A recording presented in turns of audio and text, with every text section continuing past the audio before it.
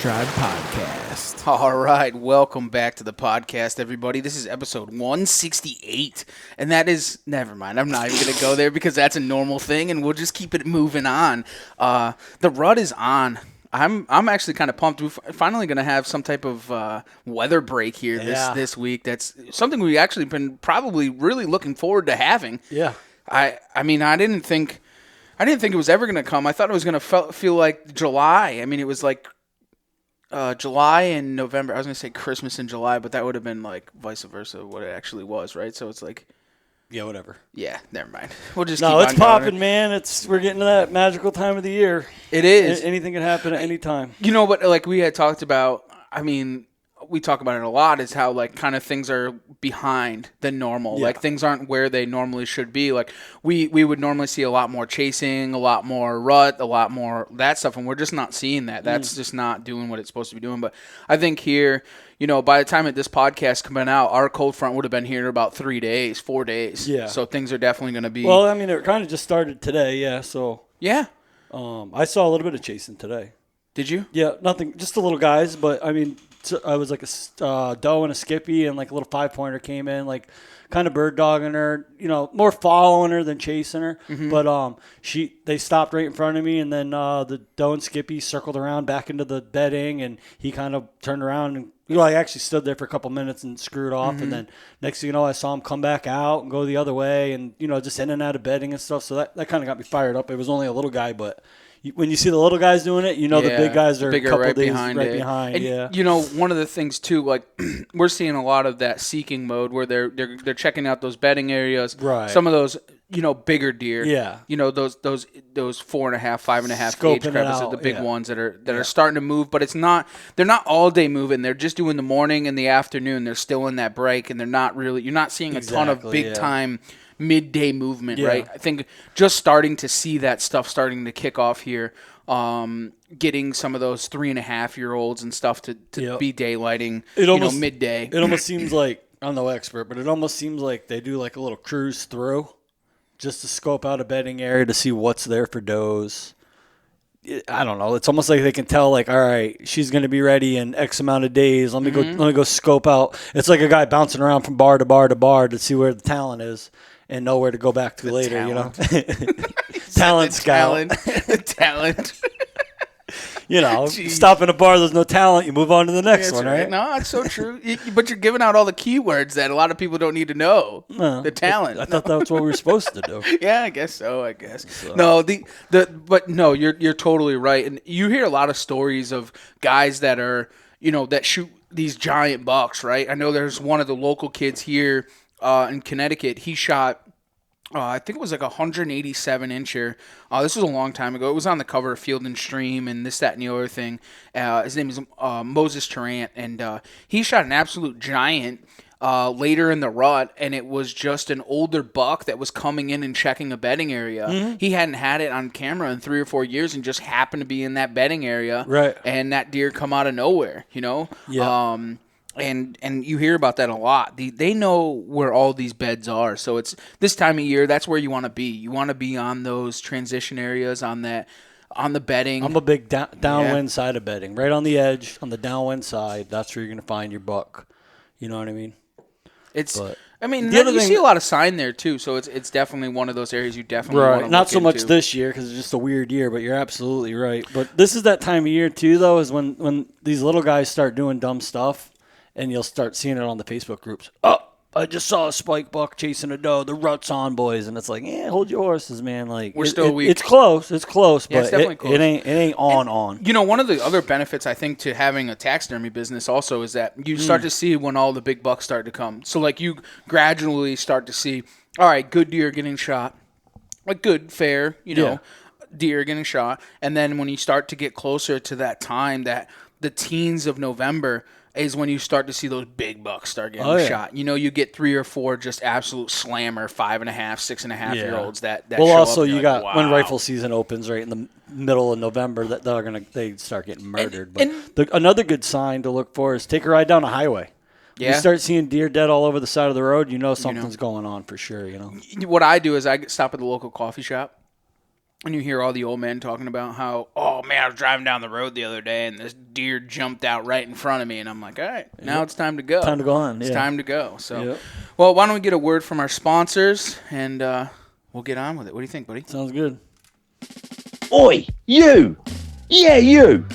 Put down that mug of Joe and get your lips wrapped round one of these bad boys. That's right. Nor'easter Game Calls. Give it a blow. Nor'easter Game Calls. Get 'em in close. This winter, use Huntworth's Heat Boost products for impeccably warm body parts, guaranteed. Get more for less with Huntworth. Vital Ground Outdoors. For all your climbing hardware needs. Amstel Mobile Hunting redefined with Vital Ground Outdoors. New Era Archery, home of the Zeus Broadheads as well as the Hera. Let the Zeus loose with New Era Archery. I would just like to thank our generous sponsors. Back over to you, Trevor. Thank you, Manny. I really appreciate it, and sponsors do too. Can't thank you enough for doing something like that. It's so cool. It's kind of funny. Well done, chap. Well done, chap. I got everything. I personally own everything he just rattled off, and I want to buy it again. Just listen to him say that. It's a crazy wanka. I absolutely love it. So.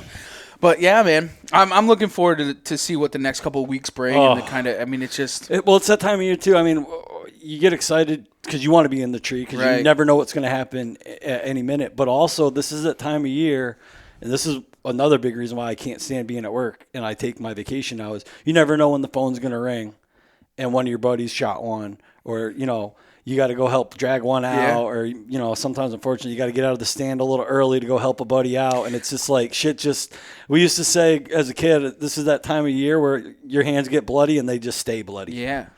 No, but it's so true. And you just had a similar situation where one of your buddies shot a deer. Yeah. A good one. You want to talk about that now? Yeah, why not? Who cares? Yeah, this is wild. So I get a phone call from a good buddy of mine. He had shot a nice buck, real wide buck he had on camera. I don't remember. It was 4 something. It was getting to be last light. He had to go to football practice too. So he calls me up. He's like, "Hey, I just shot a good one. Don't think I hit it very good. I'm gonna leave it there. Go to football practice. Meet me at my house at 7:45." So I'm like, "All right, no problem. Like, wouldn't miss it for the world." So we get down there. It's probably about 8:00 at night. Get to the scene of the crime, and it did not look good at all. I mean, it was like stomach matter, chunk of meat, white hair. Whatever. So we like it, and this is in like a hayfield. So, we searched around a little bit. Didn't look good. He even said, this ain't looking good. So we ended up doing a rookie mistake. We went to the field edge. There's like probably 7 or 8 places on the edge of the field where the deer would enter and exit the field. So we checked all those little spots looking for any sign that maybe that's where the deer had left the field, and we couldn't find nothing. So one of the spots where it looked like some deer had gone through the mud, I kind of popped over the brook there, went up the hill, searched around a little bit. I looked down. There's a match set of sheds laying there. Pitch black, with my spotlight, find a match set side by side. So I pick them up. I'm like, "Dude, that's a nice set." And he's like, "Yeah, it is." So whatever. So now I'm hauling these sheds around. We end up back on the corner of the field. I look down, I find another shed, it was like a spike buck with a little kicker or whatever. So I'm like, what? This is crazy, man. Like, I'm tracking a deer, and I just scooped 3 sheds in the middle of the night, So that actually happens a lot because the flashlight, your eyes are so pinned in on one area. Yeah. So like you're looking at that one area and defined. So you see a lot of guys that do that, like coon hunters a lot. They'll find a lot of sheds because their eyes are just so set on. I didn't think of that, but so he had shed hunted not like very close to where we were. He's not a big shed hunter, but he goes out looking for takes his animals. walks. Yeah. He goes, "Dude, I had come through here too," and I said, "Well, another big thing that you don't realize is when you're shed hunting in shed season, they're brown.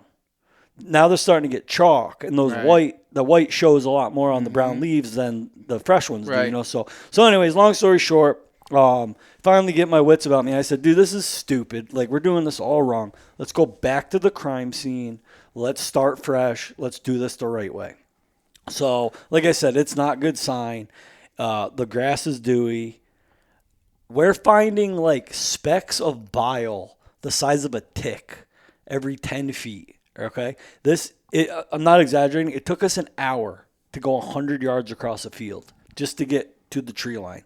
And we get to the tree line, there's a deer trail there, and I'm like, dude, how did we miss this before? Like, how did we checked all the entry and exit points, and we didn't check this one? Like, it was crazy. So whatever. So we end up crossing the brook, and once he starts going up the hill out of the brook, now he's bleeding, and we're on oak leaves that are dry because there's no dew in the woods. So now we're, still nothing to show me this deer is going to die. Like dime size drop, quarter size drop, whatever. So we go, I don't know, 50, maybe 100 yards, and we find a bed, bloody bed. So I'm like, all right, well, after he got out of that bed, he started bleeding pretty good, like a normal blood trail. So we go about another 50 yards. There's another bed. So he goes, what do you think? Should we back out? And I'm like, well, that's your call, man, but he's bleeding pretty good now. Judging by the stomach content, we know it's not a good hit. I said, what do you think? And he goes, well, if we find another bed, maybe we should back out. Well, we didn't even take a step, and I shined my flashlight. There's another bed 20 feet away. I said, it's up to you. It's your deer, your call. I said, but my opinion is he's messed up. If he's only going 20 feet and laying back down, 20 feet laying back down, maybe we should push this deer because he's pumping blood now. Because it's not like you're going to jump him and he's going to go a quarter mile. Like that. See, out of that first bed. There's a couple different scenarios where you want to push them. Yes, like a femoral artery or something like that. So I said, listen, normally if you jump them out of the first bed and they go a quarter mile, kiss them goodbye. I said, this guy's going 20 feet and bedding back down. He's lumped up. Like he's hurting. I said, I don't think we got to worry about jumping this deer again. So I said, let's just push on. So he's like, all right, this deer beds 10 times in 100 yards. Just gets up, goes 10 yards, beds back down. There's just bloody bed after bloody bed after bloody bed after bloody bed, and then there's the deer laying there. And if I had to put money on it, I would have thought we pushed that deer to death. Rigor mortis had already set in. He was already cold. That deer had been dead for a couple hours. Really? Yeah. So got his deer. Very nice deer. I think it was 20 and a half inches wide. Went back, got the jet sled, got him all loaded up, back to the truck, got him to the skin and shed, hung him up. That's when I measured the spread. And then I said, holy shit. I said, hold on a sec. So I went to the truck. I grabbed the sheds I had found that night. Yeah. Match set to the deer that we were tracking. That's wild. That's awesome. He ran right by his bed that That's he his shed. home. Yeah. Just straight home. Yeah. I said you did it a little backwards. You're supposed to find the sheds and then kill the deer. But at least you get them. It was definitely very, very cool. And you cracked the money stick on it. Cracked the money. Oh, dude. So we didn't really use it. So when I originally cracked it, there was a spot where we thought you'd cross the brook. But the brook was so deep, we didn't want to cross there. So I cracked the money stick on the field edge, and then we went down the edge, crossed, and then I could use the money stick to see where that crossing was and not lose my bearings. So that's why I had originally cracked it. So when we had went back, tracked it through the field, got to the field edge where it actually had entered, I said, let's not go in the woods yet. Run back, grab that money stick, bring it with us. So we got in the woods, and he was bleeding good enough where it was like blood. So we were just kind of moving right along really good. Where it really came in handy was after we recovered the deer, we decided we want to go back and get my jet sled. So I hung that money stick up as high as I could reach right over the deer. We dropped the pin anyways just for the hell of it. But those pins are normally a couple. They're always off. Yeah. And they move around. So when we got back with the jet sled, we weren't in the woods 50 yards, and we could see that money stick from I don't know how far, 100, 150 yards away. Yeah. And we could just, like a beacon, we could just head straight for that green glow and right to the deer. We talked about it last night off air, just kind of chatting on different scenarios of using it because, there's so many different variables. Like for yourself, using it to recover back where you wanted to go back into an area and find the deer and drag a deer out because you've already found the deer. But it's the same scenario when you're using it to, look for the blood where you left off. So if I shot a deer and we decide to back off, you crack that money stick, and then you can go back to that area. So it can be used in a lot of different areas, and then you used it as a judge to what trail, like when you had crossed over the river. So you can look and say, okay, this is where we were at. Now we can cover back on it. So it definitely has a lot of different purposes, like we had talked about. It's not that first blood type thing. If we had backed out on that bed, we could have cracked it right there, left it hanging over that bloody bed, backed out, came back 2-3 hours later, headed right back to the glow stick, and picked up blood from there. And you could see them from a mile away. It was incredible. It's a very good tool that I think that don't get used a lot. Like, during the day we use pink tape. Yeah. I mean, it's just, okay, it's a visual, right? Yeah. You use it, I used to carry a couple folds of toilet paper, and we would hang the toilet paper because when it rained, then it would wash away. But and you get multi-use out of it. Yeah, you get multi-use out of it. But it's just, and you can leave it in the woods and don't have to worry about it because it's biodegradable, right? But yeah. But then when you go to the money stick, dude, you just never look back. It's just one of those extra tools. I'm sold on it. I mean, I'd never used them before. I remember you had mentioned them after your Ohio buck 2 years ago. And I was like, oh, that's cool. And then when we had done my episode, was it 160, when I shot ET and it come up in conversation, we kind of went into depth about it then. And I was like, you know what? I could definitely see some applications where it'd be at least worth having them on you. See, and I have them, but they just sit in my backpack most of the time. I don't really even. Well, you got to break skin. Well, yeah, that's true. It's true. But no, I've used them. So this is the second time I've used them this year. The first time it was, I think I mentioned it before. It was a friend of a friend had shot a deer, and I had got a phone call to go. And I love that phone call, man. Like I pride myself on the fact that I'm a guy that people think of like I better call Martic because they trust me to that I know what I'm doing. It is nice being that guy. And even this last one, this was a buddy who's a very, very, very good friend of me. Like we grew up hunting together. And he told me, he said, dude, thank you so much for coming and helping me. And I'm like, dude, I wouldn't miss it for the world. And he's like, I wouldn't have found that deer if it wasn't for you. 99% of people would have gave up on the terrible sign just in the field alone, you know. But we, you got to give it your best effort. You owe it to the animal. And you have to be 100% confident that there's no way you're going to find it. And I think we found that deer at 11 o'clock at night. By the time we got it out, hung up, and I got home, it was 1:30 in the morning. Right. I went home, showered, ate. It was 2 in the morning. Well, I leave my house for 3:30 for the deer stand. I didn't even go to bed that night. I just headed right back to the woods. That's because I've been up since 3 o'clock the morning before. I had texted you, and I was like, bro, are you out hunting? He's like, yeah, I never went to sleep. And I'm like, attaboy. I said, I'm going to kill today, too. It didn't happen. But. Yeah, but that's what it's all about, man. I don't know how many days of, like, even fishing season that I'll get off the boat and go out fishing all night long, sleep in my truck, and then get on the boat. But the thing is, like, all right, let's think about it. Yeah, it's absolutely acidine, right? Like, it's just stupid. Crazy. But, like, you're only given so much time to do that. So, like, you just do it, man. Like, it sucks. Well, and the older that you get, the worse it is, though. I was smart enough to use the saddle that morning so I couldn't fall out of the tree. If I did fall asleep, I wasn't going nowhere. Yeah. But the older that you get, man, the worse and worse that shit beats you up for a day or two after. Like you fucking fell asleep at like noon, bro. Well, and I'm texting you. I almost had to text your wife and say, "Yo, is Martic dead over there? Yeah. Like, what is he doing?" Man? I was smart. But then I thought about it. I was smart about it though because you hate to miss a hunt this time of year because at any given time it could be that magical moment. But I knew we had some really shitty weather coming, rain. Right. It was a tropical storm, wasn't it? Yeah. But I knew that I was going to miss a day hunting because I'm not bow hunting in that shit. You know? Right, I don't. So I was like, you know what? Just push now while the weather's good. You're going to get your day and a half to recover after anyways. You know what I mean? Mm-hmm. So. But it's worth it. It's worth going and tracking for somebody. Oh. Like when you shot ET, got out of the stand early. Like it doesn't matter. Like, and I think about it sometimes because like sometimes I'm like in my head I'm like this sucks. I got to get out of the stand. Well, not really. Not like that. You know what I'm saying? But you're like oh man, I could be hunting a little bit longer or whatever. But and it's not that big of a deal.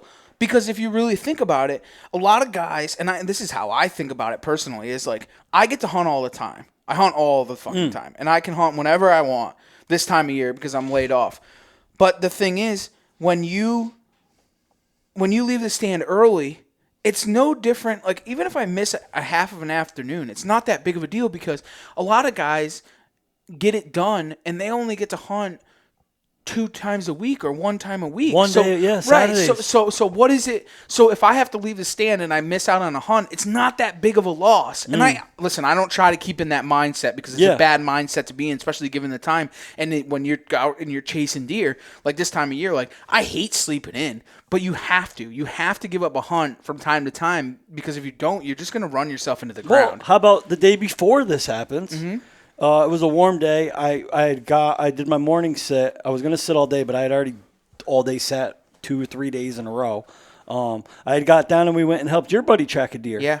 And right before, so I had got down, met up with Trev. I had to move a camera. I don't want to get into too much detail, but basically the camera had to get moved. So I moved the camera. 2 hours later, we're like 3 towns over tracking a deer for your buddy, and the camera goes off. It's a pretty good buck. A shooter for sure. Shooter, yeah. Originally, I thought it was my target buck, my number 1, but it wasn't. It's basically like spit an image of him, but an 8-pointer instead of a 10. And here I am.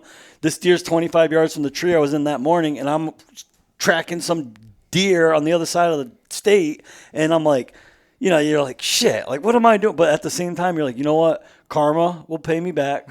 I'm doing the right thing. I'm helping out. Yeah, you found a 150-inch deadhead. Yeah, so that's the other thing. I find a 150 deadhead, and then 24 hours later, I find a match set. Yeah. I was on fire there, so. Still am.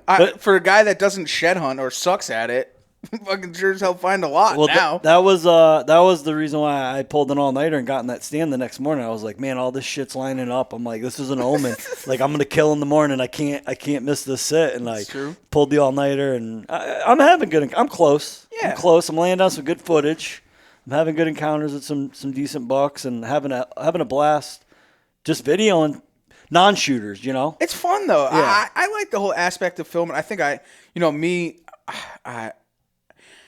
should be filming more things because most of the time I'm just like, whatever. Yeah. Whatever. Well, it's new to me, so what's cool to me is I always, I'm fortunate enough where like I put myself in a lot of situations to see, have good encounters, and normally I come back and tell, this is what I saw. I saw this little buck chasing these little does and whatever. Well, now I'm videoing it, so now I can show you and you can actually see what I saw. It's so cool. Filming cool. is definitely fun, and even when you shoot one like that, I think that's the most important thing is when you shoot one and being able to play back on it. Yeah. That's the coolest thing because then you can make your determination whether or not you move forward, you don't move forward, if you come back, if you don't, you know what I'm saying? So I think that's probably the best.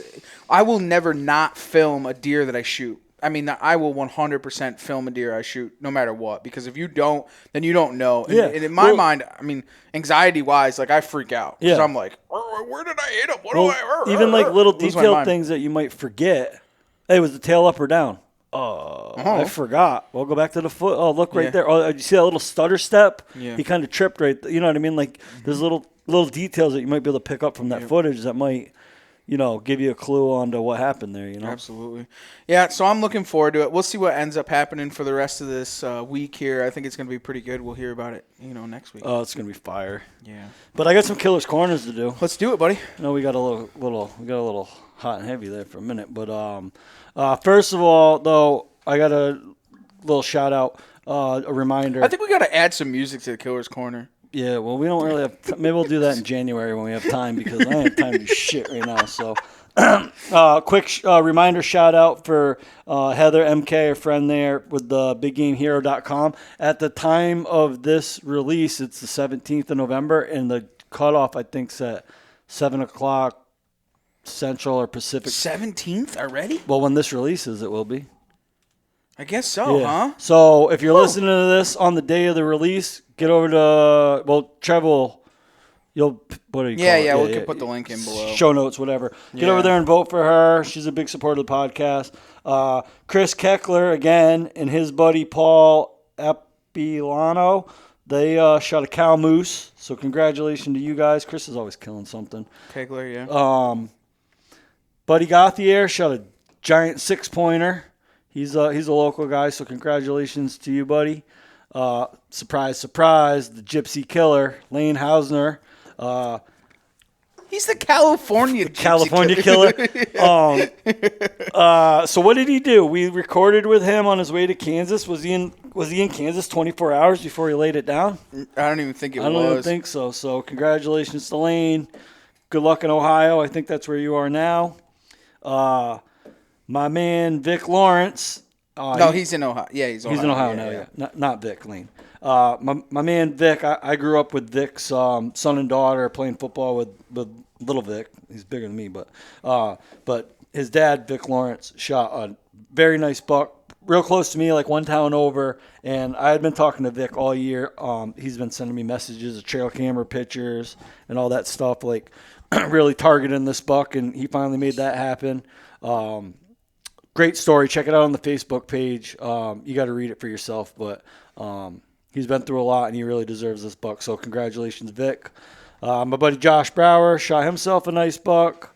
He same thing. Good story there. I don't know. He basically got special access to access his hunting property from the backside, and that paid off. And then probably my favorite Killer's Corner shout out of the year. Maybe I'm a little biased, but Mrs. Madman Martic herself, my wife Sarah Martic, shot her very first deer, a beautiful 8-point buck. Amazing. And happens to be our special guest of tonight. So welcome to the podcast, Mrs. Martic. Welcome. Thank you. I know you're sitting here all quiet throughout the intro, not able to say anything. Yeah. Well, we should we just do a regular, hey, why don't we do this? Why don't we get the drive underway? Why don't you tell everybody who you are, where you're from, and what you do? My name is Sarah Martic, and I'm from Connecticut. Well, that's good. Put the mic a little bit closer to your mouth there so we can. Yelling at me like you do, Steve. Make love to the mic. Yeah. So, how does it feel to be married to Mr. Martic himself? No. Pretty good. Yeah. Just kidding. So you killed an absolute great buck this year. Thank you. So what made you actually get into it? Like, you've been married to Steve for quite some time. So what made you want to even get into hunting? Like, it took a little bit of time for you.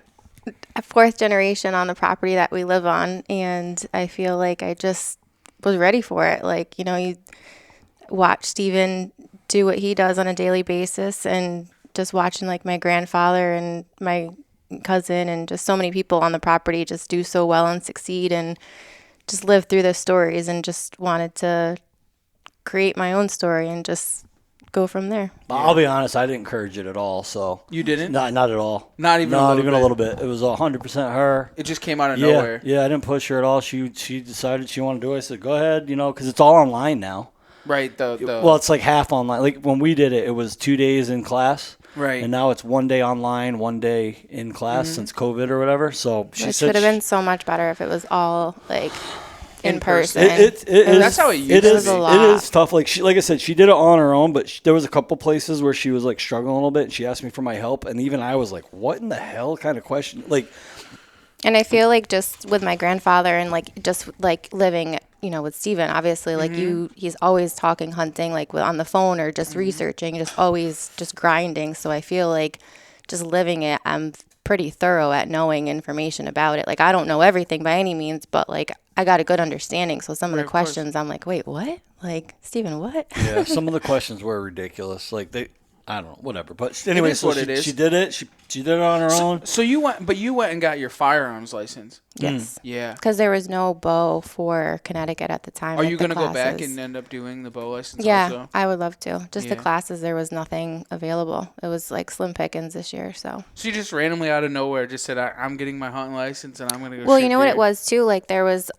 classes that I just kept watching, and then I was like, whoa, there's a class here, and not having to drive too far, and signed up for it and just went up there all day and just grinded and got it. Hey, I think it's an amazing thing, honestly. And that was the same with Michelle. Michelle was the same way. Yeah. Just randomly came out. I mean, we had been married for 5 years, together forever.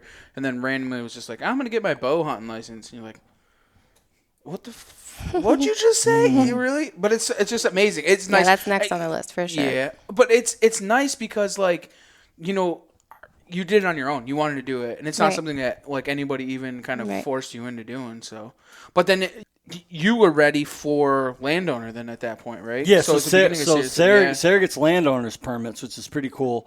because of the farm. So how that works in Connecticut, landowners starts November 1st every year, where private land, call it the 15th. It's that Wednesday every year. Right. So like this year's the November 16th, 15. It could be 15, 16, 17, whatever that Wednesday is. So this year it's the 16th. So she gets 2 free tags, either sex and an antlerless. Buck and a doe or 2 does, November 1st to December 31st. Which is it's really sweet. So.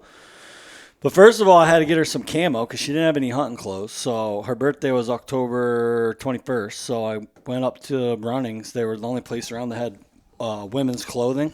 Yeah. So I went up there and got it for her, and she got it. And she was happy, excited about it or whatever, but she's like, well, this ain't Huntworth. Yeah. And I said, listen, there's levels to this shit, okay? If you saw what I killed my first deer in, you don't get to go to expert level right away. You got to earn that shit. You know what I mean? It's the truth, man. So- we all started with mismatched camo. That's right. I mean, So- hand-me-downs if you're lucky. Yeah. I have Right. some of Steve's remnants too. I can mix in with it. Yeah. So, but it's how it's supposed to be. I mean, that's what gets you to understand it all, right? So, Yeah. but even like, so here's the other thing too. Like, this is kind of like last minute. So, like, when I set my stands, because I set my stands, especially at home, like my presets on my ladder stands or whatever, I set them early. Sarah had helped me set right. 2 or 3 of them, Correct. 4 of them, and she wasn't even on the radar to be hunting when I set them. So I set them for me, and like, I mean, I'm kind of weird. Like, I'll set a stand in a weird direction or a weird tree because I know what I'm capable of and whatnot. Right. So if she had been part of the game plan from the get-go, I might have set a couple stands different or in a different spot.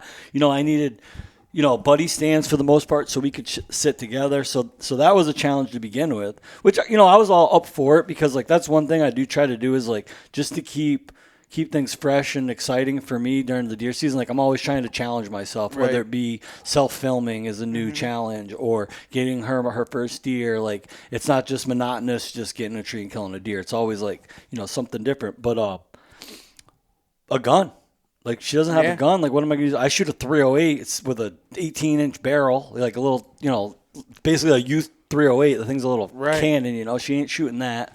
But I had a 243 for coyotes. Oh. That was loaded up for like 70 grain varmint rounds, Right. you know what I mean? So I got some like Winchester 100 grain deer season, and I'm like, I'd never killed a deer with a 243, but I mean, like, Taylor Drury kills the shit out of him with the 243. A lot of guys all over the country swear by a 243. I said, well, you're gonna have to use a 243. So we went to the range. She went through like she spent a lot of time at the range. yeah, though, she went shooting, through though. like probably a box and a half of shells, 50-yard, good group. There's like a 6-inch steel plate at 100. She shot that, hit it no problem. So I was pretty confident she was ready.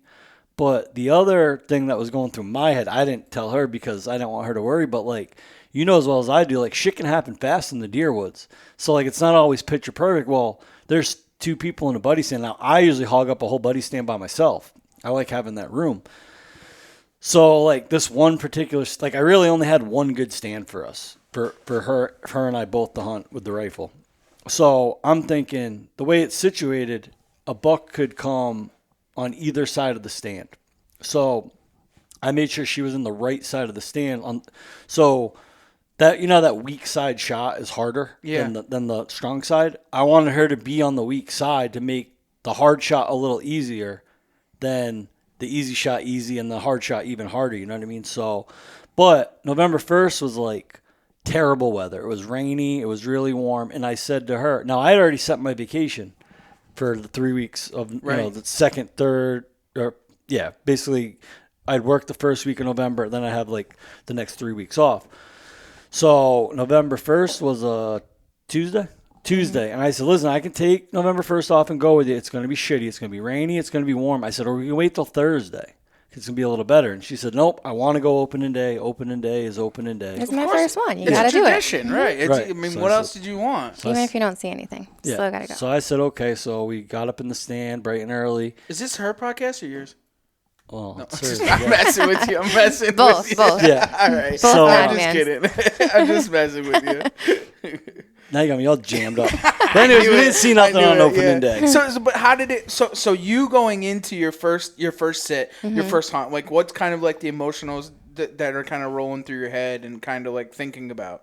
It was definitely like an overwhelming feeling, especially, you're getting up super early, like earlier than I normally would get up. Steven, of course, is my guide, like guiding the way, so I'm just walking behind him. But, it's pitch black out, and thank goodness he was in front of me. And you've never really done anything like this. No, not at all. I mean, granted, it's our property. I'm in my backyard, so Right, I'm of familiar, but still, you're going through a pathway that you're like, you can't see anything. But definitely overwhelming, and was just ready to get up on the stand and just see what we could see. Yeah, For sure. and so you've never really actually hunted with Steven before. This was kind of the first. This was the first go at it. Yeah. Yep.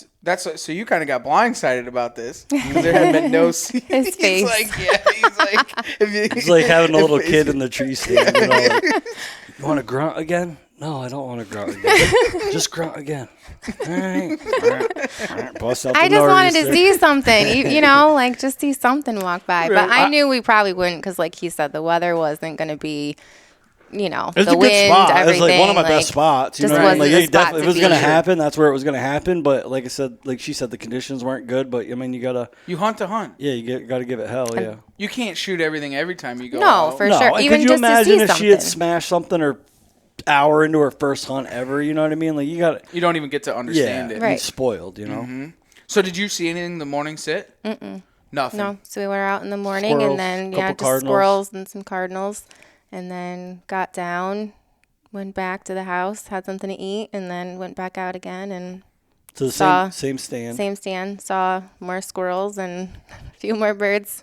Pretty sunset. So But that's hunting. oh no, for sure, absolutely. I mean, that's what it is. I mean, if you were to smack something, like you said, if you smack something off the first hit, I mean, It it's was just cool to be there for just the experience aspect, just to be in the tree, just both of us, Right. just like being in the element of it. to understand what we it's were all Exactly. we were about. not going to be picky one bit. Like, here's the other thing too. It all that's go- goes. Here's the other thing that's going through my head is so she works Saturdays. Right. So and you can't gun hunt Sundays. So she's off on Mondays. So with my personal vacation, she'd have opening day the first. She'd have a couple Mondays, 3 Mondays, maybe Thanksgiving. Do you work the day after Thanksgiving? I'm off. What about Saturday? I'm Whatever. working. She looking at 3 Mondays. Right. She's only got a handful of a time. handful of days, yeah. Right. I'm a hairdresser, so it's hard for me to take time off, 'cause especially during the holidays. So it's Everyone's got to look pretty. Everybody wants to Exactly. look fleek for Right. the holidays. Big freaking. so work it's hard to do that unless it's like early, but we both have to go out early, and then I could go to work. But I don't want to mess with his grind too, Well, that's the other thing. I guess that probably throws a pretty wrench in it because, Right. like I you're got- trying to grind too. You're trying to get your thing done. You're trying to do your time. It'll be different next year for sure, because things will be set up a little bit differently. You know what I mean? And hopefully, I'm a little more comfortable at that time too. You know? What, to be able to go by yourself? Right, You're saying? for sure. That, and I think, I want to pick up a couple more buddy stands and have more options, because that was the other thing that was running through my head was the long range forecast for Monday was going to, or no, Saturday. Oh, Saturday she's going to hunt in the morning. Monday was going to be our next full day that she had off and I had off. They were calling for a west wind, which is absolutely trash for that one stand. Right. So now my head's spinning. I'm like, how am I going to get this done? Like, kill's going to kill. Like, I got to figure, Yeah. something's got to get figured out to make this happen. But my You options. can't sit that stand. My options are limited. Like, I have plenty of other stands, but they're one person stands or they're bow stands. You know what I mean? So I'm like, Jesus Christ, like what? I don't know what I'm gonna do. So like my wheels are turning. You're almost going to have to saddle hunt off the back of a stand. I was or thinking something. about that too, but some of my like rifle stands are on pretty big ass trees. Like I put my buddy stands on like some giant trees, and I'm like, I don't even know if I can saddle hunt on a tree that big around. You know what I mean? But that was an option too. But even like the little things, like you worry about like when a deer does come in, like just talking to her, like talking her through it, because like it could be close, it could happen fast. Like you might not have the time to like walk her through it. You know what I mean? Yeah, and that's one thing. I mean, especially bringing someone else, because I mean, like when I had brought Michelle, like she hunted with me 2 years. She didn't hunt last year. She was sick, but the year before, like that's the same thing. You're and you're trying to find the perfect scenario. You can't because you want to put them. You want to put them in the absolute best spot possible, right? Where they're gonna see deer, where they're gonna have a potential shot. You want to make it kind of like a cage scenario, right? Like I like to hunt Controlled. over controlled. Yeah. Like very, yeah. So food plots, Right. bait. Yeah. Like that's what we did. We got a bait spot, so then we're over bait. So those deer come into that bait spot. It's 20 yards. Right. It's no question, And that's the same type of thing that you're trying to deal with. You're like, okay, at what point, where is this deer going to come? What is it going to do? I mean, the good thing is you're rifle hunting, so you have a little bit. You have a little bit better scenario. But this one still. particular spot, it's like surprise, surprise, edge of bedding. Catching them slipping back, and like it can happen fast. Like I've shot plenty of bucks in that area where it's like, oh shit, like get on it in seconds. And I'm like, I don't know how that's gonna work out with her. Never even shooting a deer before. You know what I mean? But like, figure it out when it comes. Throw her to the wolves. Right. You're saying, That's right. Jesus, that's got to be crazy. So what actually happened? So you shot a really nice buck. Take us through this. Spoiler. What? You told them already? No, I'm What? just joking. We already did. Everybody knows. That's why they're here listening. You tell it. So what happened? So that morning. So it was Saturday. So Saturday after my opening day. So I had work all day. Worked until 2. I was running. I hunted in the morning. Yeah. Not at the house, but off property. Mm-hmm. Yep. I was running a little late and got a little jammed up at work. Didn't get home normal time, but got home a little bit later nonetheless. And I get home and I'm like, all right, let's go. Like, Well, she was all excited, like pumped. She was like texting me from work, and she was like, "I'm not getting out at 2. It's gonna be like 2:30. Not gonna get home till 3." And I'm like, "Okay." Like I'm just texting her back, like, "Okay." So she's like, miscommunication. Like, I'm like, what? She doesn't know what I'm planning. Right. So I'm like, okay, whatever. Like, I think I had run to runnings to get some stuff, and I just think so she, nonchalant, I think, like, hey, come on, let's go. I think did you beat me home? Yeah. Yeah. So she gets home and she's like, "Where the hell pumped. is?" She's all like pissed off at me because I'm not even home ready to take her hunting. So she's like, "What are you doing?" I'm like, "Just relax. We don't have time to make it to the woods. It's too late. We're not going to go to a stand." That's what I was thinking. I was hopeful for like getting out at 2, getting home, and like hurrying up and like going back Straight out to the on woods, stand. yeah. And that wasn't the case. It was too late. So we have a field on property. It's just a hay field. Nothing. It's not even a great hay field. It's kind of weedy or whatever, but it's green. It's a green field. And my plan was, I'm like, so a couple. What was it? It might have been Thursday. When did you have that meeting? Wednesday or Thursday? Wednesday. Wednesday night, I had snuck over to the field edge. It's like right next to the edge of my yard, pretty much. And I had glassed like a decent little 8-pointer in the field. Well, she wasn't home. She was in a meeting. If she was home, she could have just shot one right out of the field right there. Right. So, and like, Yeah, but we'll have fun with that. Man. yeah. So, this, like I said, it's our house. When you come up the driveway, it's our house, our yard, a field, and then our mom's house. So we're constantly always being able to scout, just going to mom's or coming back, or her mom will, text me, "Oh, there's a buck in the field, da da da," she'll tell me where it is. So we know where the bucks come out, where they're most likely to be, and all that stuff. So I told her, I said, "Listen, we don't have many options. We're just going to sneak over to the field. We'll sit behind the stone wall. We'll just sit here till dark." I'm not a field hunter. I have a field, but I can't think of me ever shooting a deer in a field. Right. Like I'm always in the timber, Mm-hmm. So she's like, "All right." So I was just excited to get out there and just. Yeah, you didn't really care what was exactly, going on. You're yeah. like, we're going Yeah. hunting. Yeah. yeah. So, but here's the other thing: we couldn't really set up on the field side of the stone wall because I didn't have anything. Like, there's no blind or anything, so you're just wide open to the field. So we sat on the back side of the stone wall. Waiting for him to come Not out. facing the field, yeah. So we're just sitting there. And it was almost like, it was funny. It almost reminded me of us turkey hunting together. We're not like sitting there watching the field. Our backs to the wall. Like laying down with our backs against the stone wall, just like Chilling. Steve keeps peeking up to like see if he sees anything. Yeah, so it worked out good because right on the other side of the wall was like some multifloral rose. So when I'd peek my head up, I'm behind the rose bush and I'm just glassing through. But I had a cheap ass, I think Allen makes it, like a shooting stick. Yeah. Just a telescoping monopod with a little yoke on the top. So when we had got over there, I had set the height for her, so it was already ready to go. And I said, put your gun on this and aim at like a leaf or something over there. Like, do you feel steady? Like, can you stay on it? And she's like, yeah, it feels good. So I'm like, okay, cool. So, I don't know. We were sitting there probably 3 hours, It felt like forever. 2.5 hours. Like just waiting, like the anticipation, especially with your back against the stone wall and just like having to keep turning. Like it was like, okay, where is he? Where is he? Or the devil, whatever, either or, you know. But yeah, felt like forever for sure. It felt like longer than sitting in a tree stand.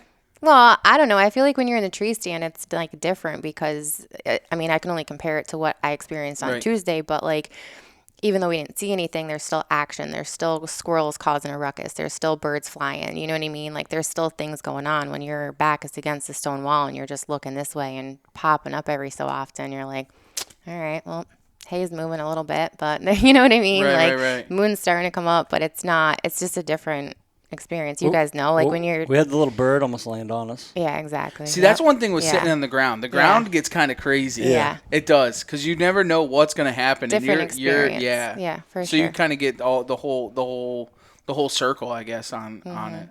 So was there anything? So what happened? So then it's starting to get towards that time. Yeah, it was getting real close to last, and I had just glassed the field, whatever, because early in the night you glass and you wait 10 minutes or whatever, and then 10 minutes later or whatever. But as it starts getting closer, you're like every couple minutes. You're or almost whatever. sitting there looking. And like the field that is like behind the stone wall, like there's a field there, but on the other side, there's like the road is in the middle, and on the other side of that, there's another field. So like as he's looking up, he's kind of like scoping it out from like, left to right, like where we are. You know what I mean? To like see like if there's something coming from either direction, whatever. But we were mostly focused on that one corner where I knew that buck had been coming out pretty regular. And the other thing that I was excited about being on a field is usually when a buck comes out or any deer comes out to the field, they come out kind of slow and cautious, making sure everything's safe, eating grass and stuff like that. So I'm like, oh, this is perfect. Deer should step out right here. Right. Give her a nice, under 100-yard shot, 70 yards, 75 yards, nice and controlled. Just eating grass. Perfect. Perfect. I had the video camera ready on the tripod. I'm going to videotape this and setup everything. was ready. Oh, it was perfect, right? So something failed. Oh, yeah. Well, that's how it always is. It never happens as you plan, right? No, hell no. So I had just glassed the field, like kind of crouched back down.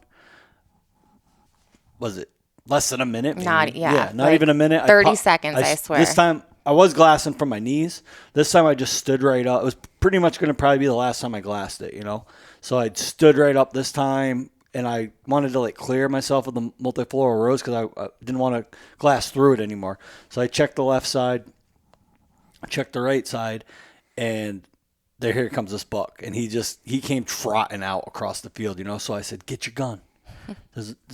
Get your gun. And she looked at me like, yeah, all right. Fuck you, just looked and there was nothing there. Yeah. I'm like, get your fucking gun. There's a buck right here. So she's like, I'm like, okay. Yeah. Oh shit. Trying to like stand up so quietly, but like hurry up and like get the rifle like on the stick and like focus. And oh my God, there he is. And like. So she's not even ready yet, and I'm bleating at the deer to stop him because he's running across the field so fast.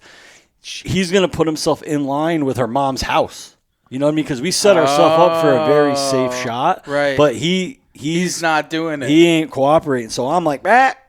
And he stops. And like, dude, that deer just stopped and just stood there. Like, it seemed like forever, So what's going through your head and the whole type of this? Like, I couldn't believe he was standing there for that long. I'm like, because normally they just stand, like just seeing like the videos that Steven watches from just, he's broadside, but I was like, all right, he's going to move soon. You know what I mean? I feel like I have like a 10-second frame, not even, which is probably more than. Had you seen him at this point? Yeah, because he told me to get the F up. Yeah, and you did. She's got the gun, yeah. Yeah. She's on the gun, and she's on him. Yeah, got the crosshairs on him, and I was like, do I shoot him? Like, like you have all these emotions, and like everything's going through your head, and I'm like, I know we're safe because Mom's house is over here. You know what I mean? I just wanted to make sure everything was like Well, good. He wouldn't have let you shot if it wasn't for sure. Because he knows what's going on. Absolutely. Your emotions are racing. For sure. But I was like, do I shoot?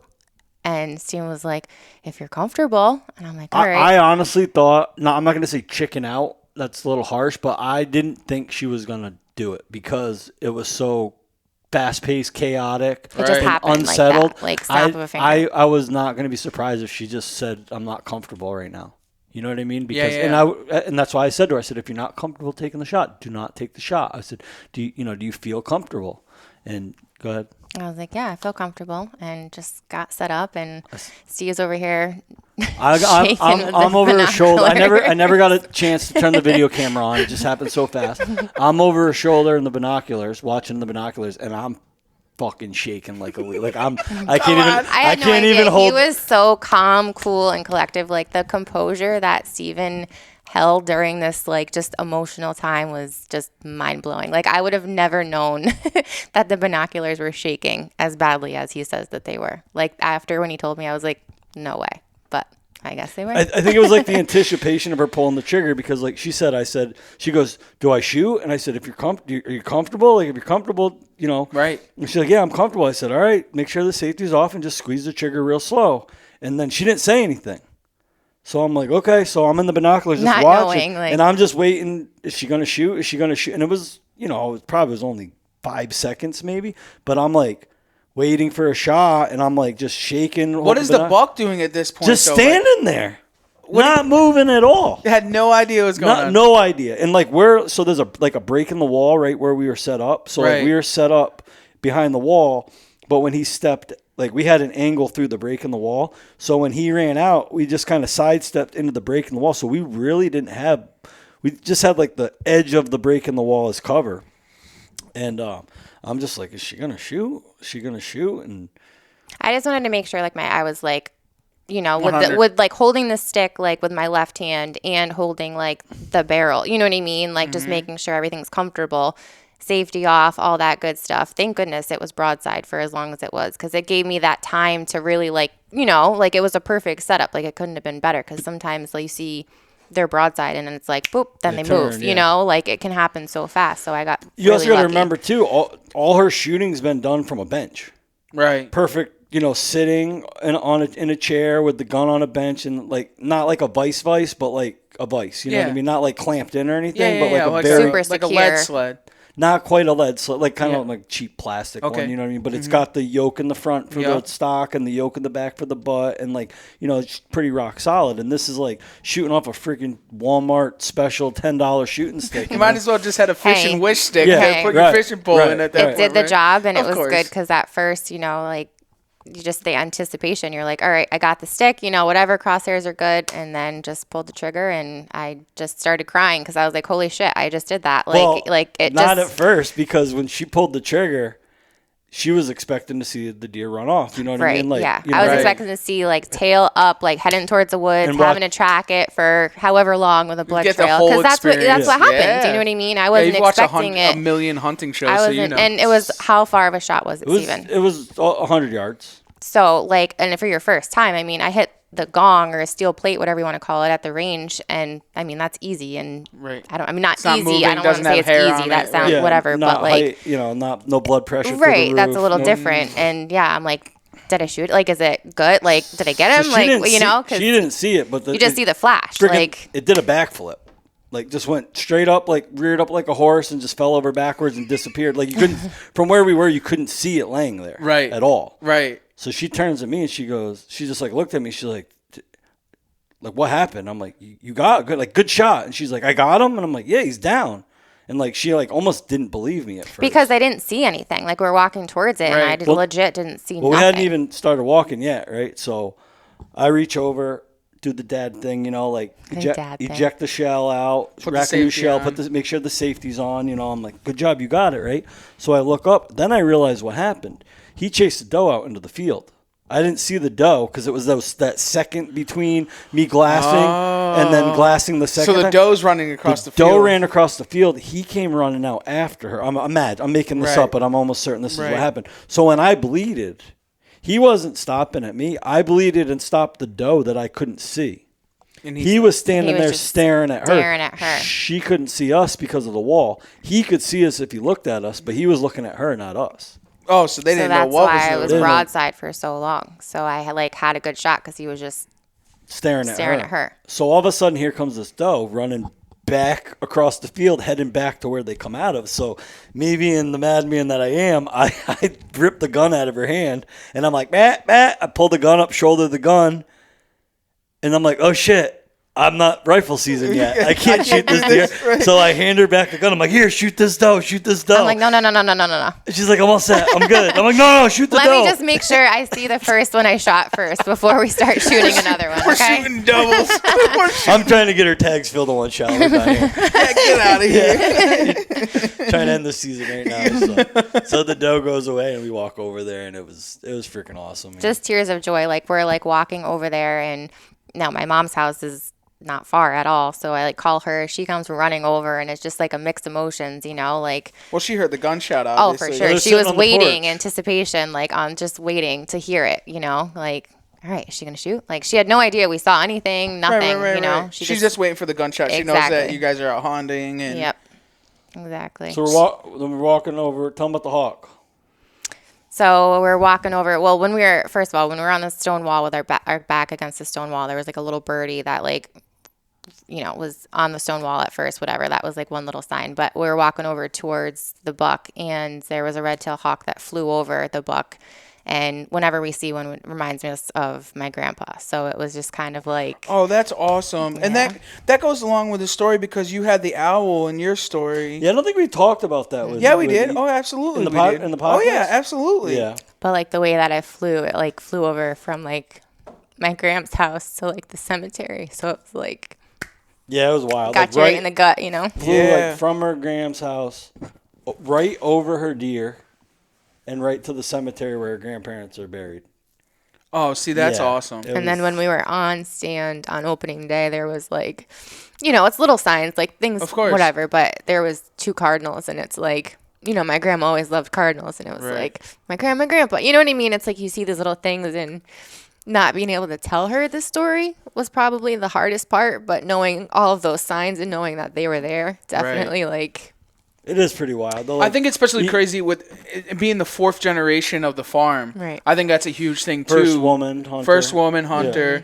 The red-tailed hawks there. The Cardinals. Steven, when he shot E.T., the owls were in the woods when we were there, which is Graham. You know what I'm saying? But so there's a lot. I've had a lot of weird stuff like that. Like I remember. What was the birdie on? Right. So it was like opening day, I don't know, 17, 18, somewhere's in there. 16 maybe. I think it was 17. Yeah. Sitting on a stand, opening day of open day of rifle season, and I'm in like a Ameristep single ladder stand, but it's the one with the flip down shooting rail. Yeah. And I don't hang my gun from the tree. I lay it across the shooting rail, so it's right there ready to go. So my gun's just like, it's upside down because it's top heavy from the scope, so it's like upside down, barrels on one side, butt stocks on the other. And this bird lands on my rifle. And like enough for me to like, I have pictures of this. Like I was able to take my phone out and take a picture of this. I have like 3 or 4 pictures of this bird sitting on my gun before he flew away, And it was like, you'd have to know Sarah's grandma, but like I remember coming out of the woods and telling her, like, Graham, you never, and she's like, oh, that was Pop. It was the year I bought my 308. It was a brand new deer rifle that year, And she's like, oh, Pop was just scoping out your deer rifle to make sure he approves of it, And then I ended up smashing a buck that evening. Yeah. But like the same bird that was in the stone wall is like the same bird. It was just like the irony of it is just like all the little signs are just crazy. There's so much of that stuff because like when I shot my Ohio deer, there was right before that had happened or like kind of like things got good. There was a butterfly that landed on my back. Right. Mm-hmm. And it, you have a lot of those signs. Like we have a good buddy of ours, Mike. He actually. Funny, it's actually kind of crazy. His pops, they hunted together forever, right? And he cremated his father, but he has a little tiny bullet that they had filled with his dad, and they bring it with him when they go hunting. Mm-hmm. So it sits in a little tiny baggie, and they put it over him on the tree stand, or always with him. So his dad's always with him and stuff. But a lot of that shit is like. It's constant. There's always some type of something that happens. Like the butterfly for me, I don't know what it would represent, but you always say that monarch butterflies are somebody of your past, right? Yeah. So when that had happened, there was monarch butterfly. You had the owl. You had the hawk. Mm-hmm. It's just wild that works like that. Like Mother Nature is one of those crazy things that like maybe it means nothing, but maybe you know what I'm saying? Who knows? You know what I'm saying? I mean, to us it means a lot. But it just happens to be. I do the weird things sometimes. Like people would think I'm crazy. Like sometimes I'll be scouting, or like I've even done it like say like late rifle season where I'm just gonna like take a walk, or like maybe it's a rainy day and I'm gonna still hunt or whatever, and like I'll get to like a crossroad and like I'm like talking to myself in my head and I'm like, all right, do I want to go right here or do I want to go left here? Like I'm just kind of just standing there thinking, then all of a sudden I'll hear like a hawk will like screech to my left and I'm like, all right, I guess I'm going left. That's where I'm going. Like something's telling. Yep. I couldn't make up my mind. Like Mother Nature just told me I'm gonna go left here. You know what I mean? Mm-hmm. It's an amazing thing. Yeah. So what was kind of like going through your head as this all has happened? So now you're walking up to your buck and like the red-tailed hawk goes over, and then what happens when you kind of reach to get to your buck? Just endless emotion, like just obviously crying like crazy, like hugging Steven, my mom, my stepdad, like we're all in the field in the moment, just like taking it all in and just, taking pictures and just trying to catch him ball before, it starts to get dark and, whichever, but just a lot of emotion. And I was definitely thankful to be able to experience my first on our family property with Steven, obviously, and of course as my guide, and my mom and my stepdad there, It was a lot. Do you think that you've ever felt any type of emotion like that ever in your life? Mm-mm. It's Not a totally different 100%. It's a totally different, unexplainable emotion that you've probably never felt ever. Yep. I think like going to the taxidermist, or sorry, not taxidermist, the butcher. Chakowski's.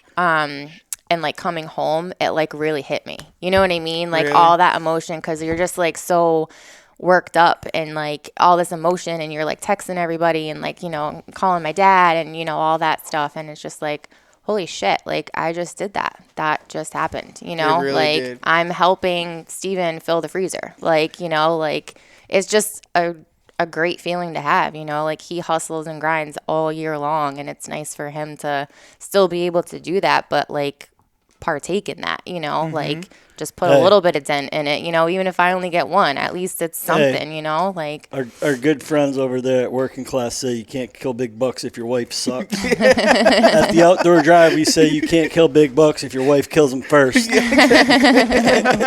It's so true. But That's not the but truth. Chakowski's can't kill big bucks if your wife kills them first. they did a great job, and we got the meat back and everything. So Well, Yeah, Sean and those guys are great. Well, Yeah, they're I awesome. love Sean and Erica. he was but- so nice when we backed in, and he like put down the tailgate and was like, all right, tell me the story, Yeah. like just so genuine, like just dude, they're awesome. freaking slammed.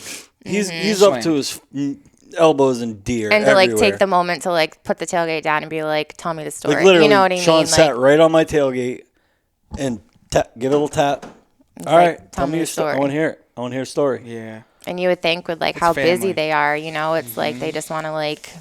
They're part of the Outdoor Drive family. I Yeah. mean, they really are. Yeah. I mean, I consider them family. I mean, like I had stopped over there the other day to pick up a skull from Erica, and she was there, and she's slaving away in the middle of the day. Yeah. I mean, 10 o'clock in the Grinding. morning, just grinding. I mean, just doing what they do over there. I mean, it's an amazing thing. And we to pulled have- in there when we dropped it off. It was funny because it was 8 o'clock, right? We pulled in at like 8 o'clock on the dot, and we're like, all right, we're good. We got I ain't this. never you know? gutted a Like deer so fast in my life.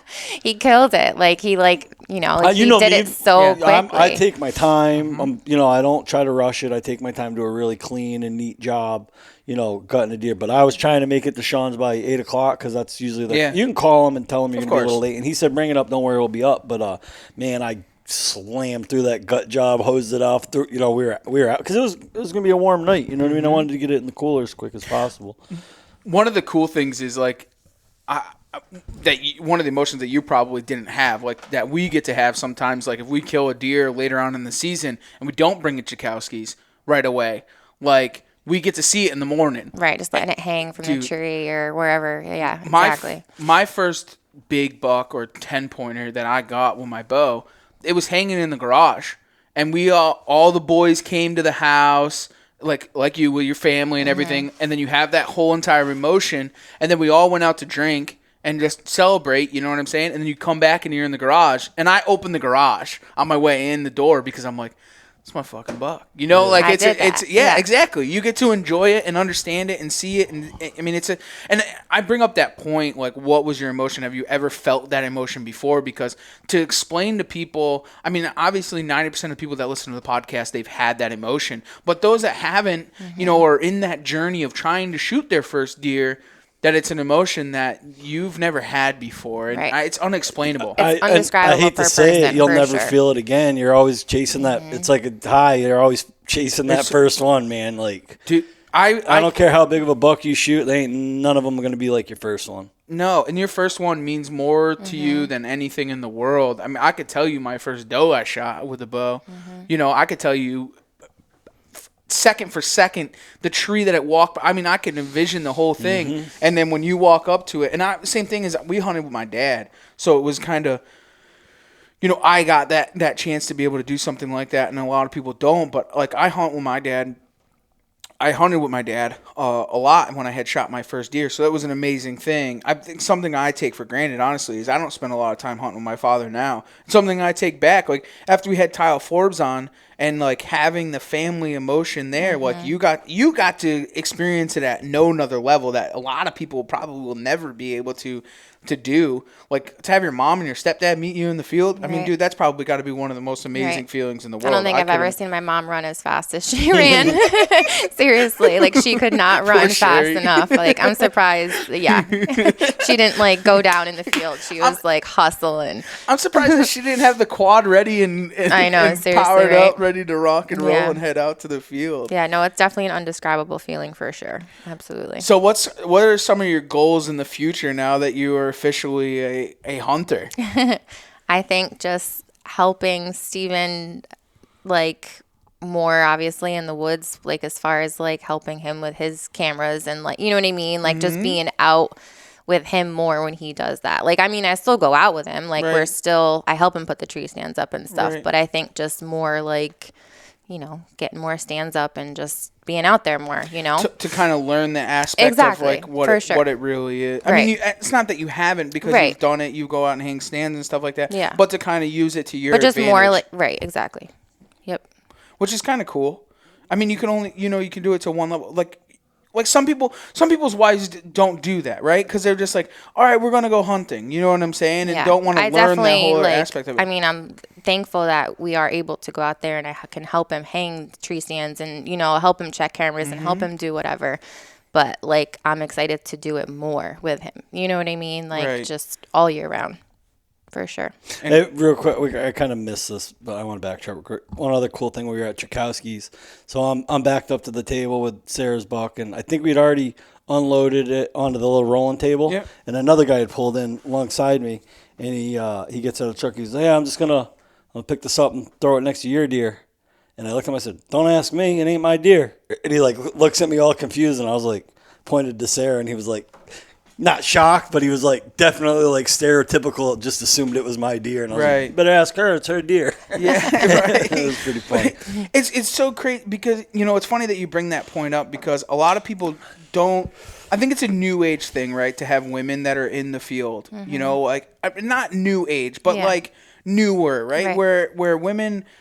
There's a lot of badass chicks out there now that are really, you know, diving into it. I mean, I could go down the list, but Yeah. and a lot of people, a lot of your older generation don't understand how it's done. Like, when I was growing up, a lot of the gun clubs and stuff, no women allowed.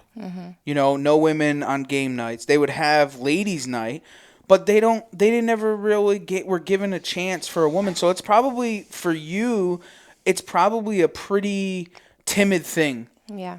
I mean, maybe not in your household because Steven and the family and Right. everything like that. But like, if you didn't have Steven and you were trying to do it, I bet you it would be a very timid thing, where like to get out there and do it on your own. And some Right. of these people are doing it on their own. Right. Like, it's mind blowing to Right. me, honestly. Which is awesome. It is.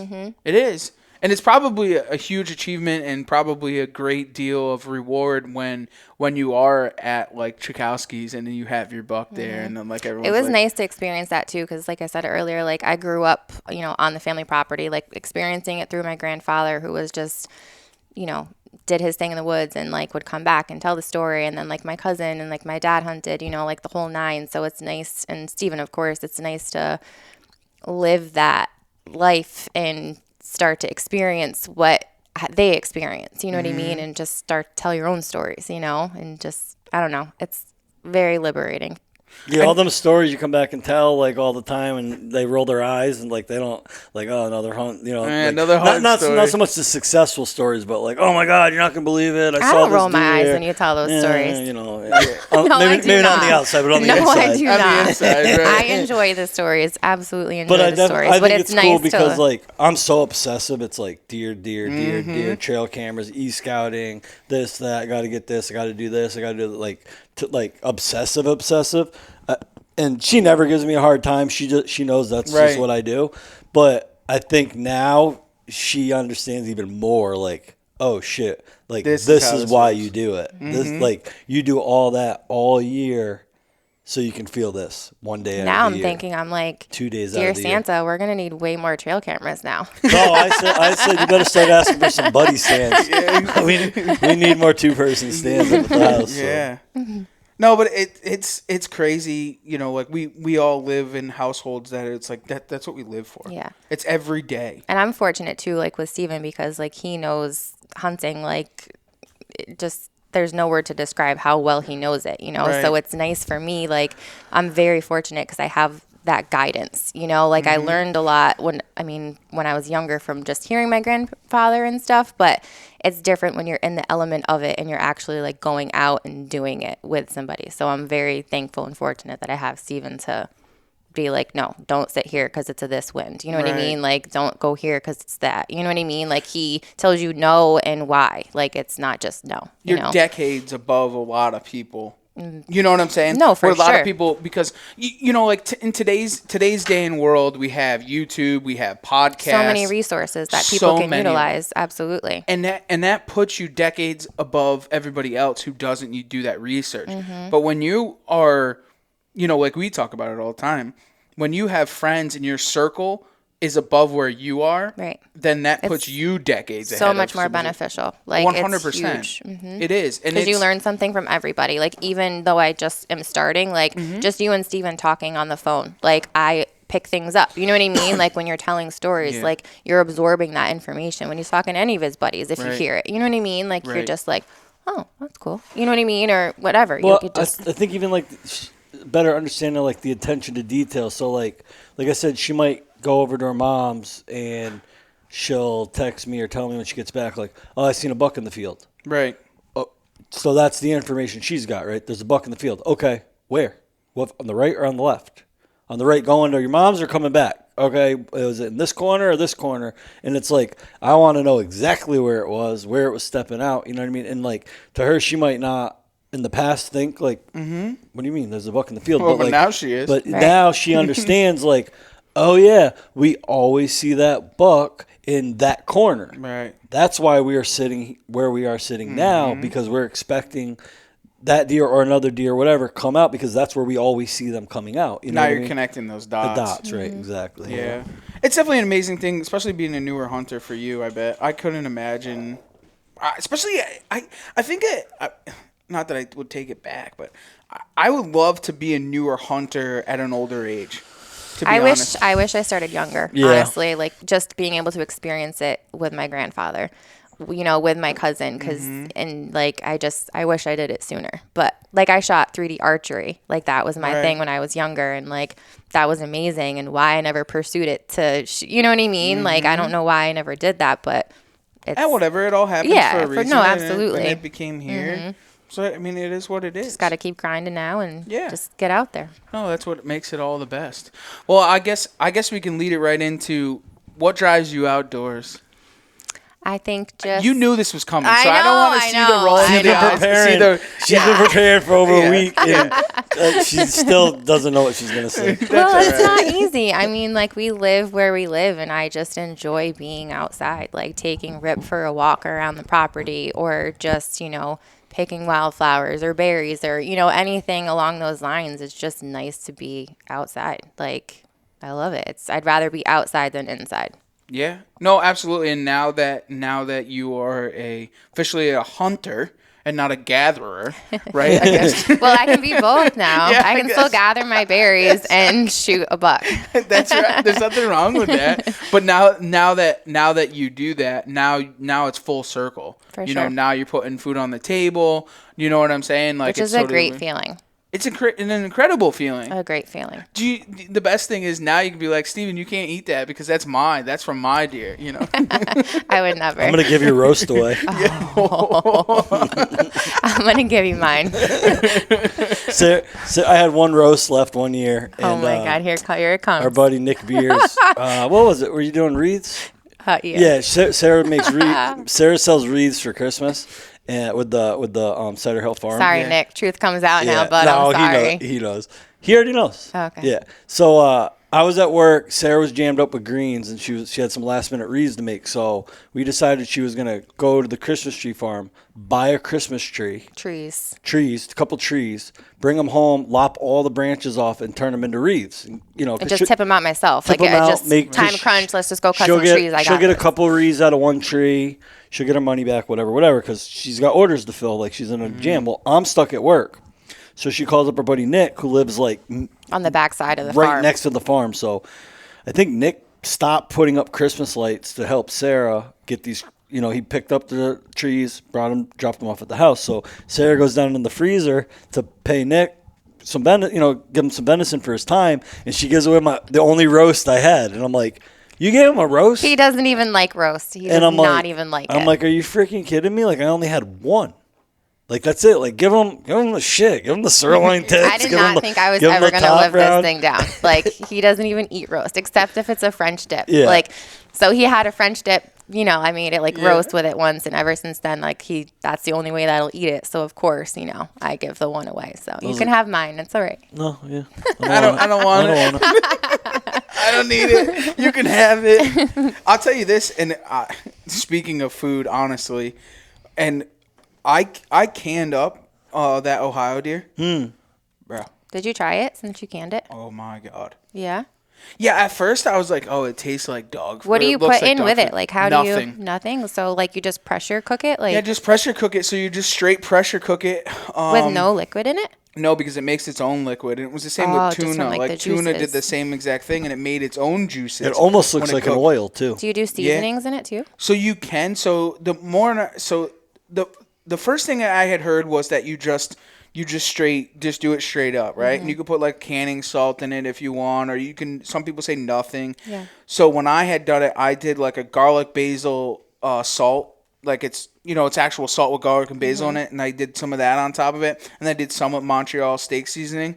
But then I had actually put something out on the Outdoor Drive group, and some of those guys were saying that they put like raw onions and potatoes and everything else right in it and cooked it, and then they take it out of there. But I'll tell you what, I take a can of it and literally warm it up, put barbecue sauce on it, and put it on a sandwich, like a pulled venison sandwich. Well, it's great for like, camping and stuff. Not camping, but like when Yeah. you're, like when you guys Traveling. go to Hunstock per Yeah. se. You know what I mean? It's nice to like have something like that if you were like, So the other let thing me is, ask you this: so you're putting it's raw in Yeah. the can. You put it in the pressure canner.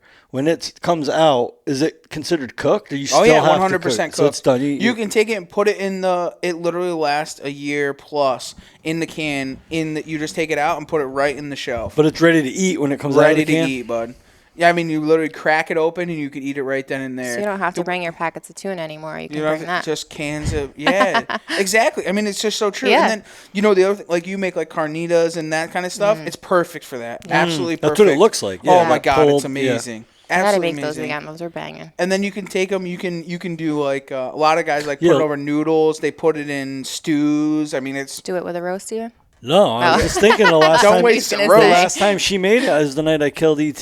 Yeah, exactly. I think I need some. I knew it was gonna happen, so you had to have Yeah, something for the carnitas boys. is luck. Carnitas for everybody. Yeah. Well, that's what happened. You guys tracked it out, and you were hungry, and there you go. Yeah, well, how about tomorrow? Because I right. need to kill something. Let's do it. Do Get it your early though, because carnitas. Yellowstone's on. You got to do it early. I know. I know. That's definitely. Looking can't forward wait to for it. this, Yeah. Get your carnitas. Got a good recipe. If anybody wants it, let me know. That's a T-shirt, actually. Get your carnitas. With the outdoor drive. we'll have a buck on the front of it. Get your carnitas. Well, Sarah, amazing job on a great buck. It was Thank you. awesome. Great story, Steven, for guiding, dude. It was absolutely incredible to see the. Thank you, see how it Madman goes. Martic. Yeah. I'm gonna quit my job and start my own guide service. Yeah, don't, bro, don't do it. You'll kill yourself, man. It's yeah, you don't want to do that. You'll take the fun out of it for you. I Yeah, think. especially when your sport misses. Yeah. What are you trying to say? Nothing. I like missing. It's fun. It keeps things fucking fresh, right? Keeps it interesting. It does. That it does. Well, everybody else, make sure that I guess I don't even know what to say. I don't even know how to know. Thanks for having me, you guys. I appreciate You it. know how to close it out? No, but You don't know what to say?